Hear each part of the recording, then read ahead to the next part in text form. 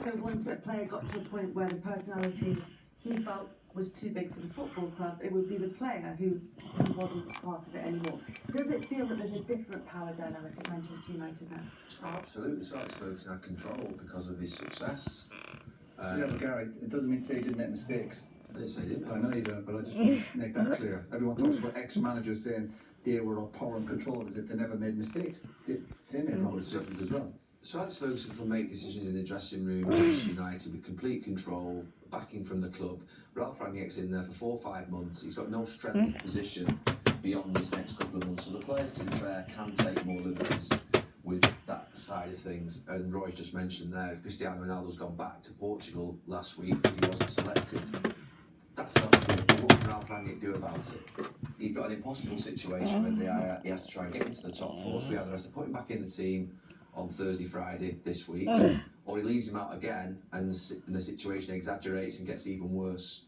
So he's in a bit of an impossible position because he hasn't got the strength of control. But what he does have, if we believe what we were told when he came over, is a 2-year consultancy agreement where he could say to the next manager, this is what I've seen in my 3, 4, 5 months at the club, and this is what I've not liked.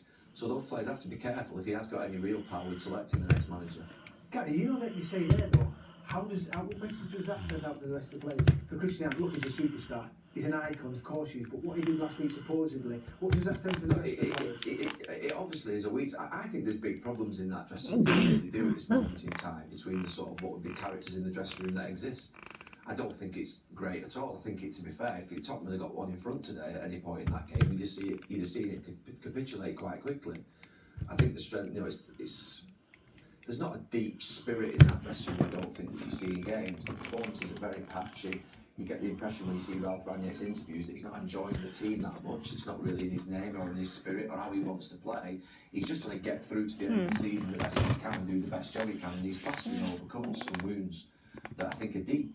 It doesn't look a good dressing room. We criticised Man United last week, and people said, well, they were just up against a really good team against Man City. No, but they've given up in other matches. They've given up against Watford in the second half when Ollie lost the job.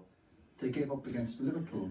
They've got previous, but the manager has to still stroke their egos and try and manage it and get over the line. And the reason is, and it's not a good dressing room, they've got some talented players, but that's the reason why Man United are struggling to get to 4th, and they're getting beaten by Middlesbrough in the cup.